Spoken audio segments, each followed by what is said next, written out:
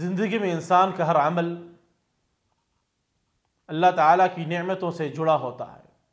جب انسان کوئی گناہ کرتا ہے تو اس کے نتیجے میں اس کی نعمتوں میں کمی آ سکتی ہے۔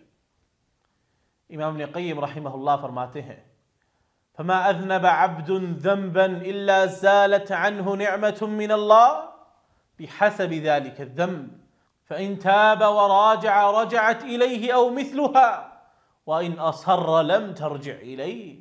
جب بھی کوئی بندہ گناہ کرتا ہے تو اس کے گناہ کے بقدر اس سے اللہ کی کوئی نعمت چھن جاتی ہے۔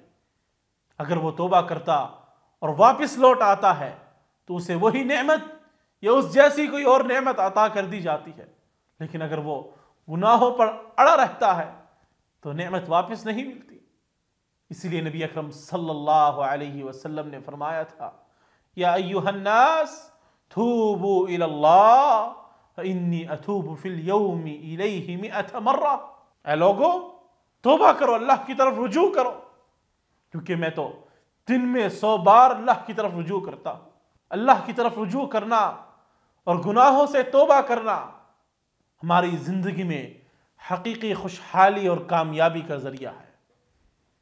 اللہ تعالی ہمیں توفیق عطا فرمائے کہ ہم ہمیشہ اپنے گناہوں سے توبہ کریں اور اللہ کی نعمتوں کے شکر گزار بندے بن جائیں۔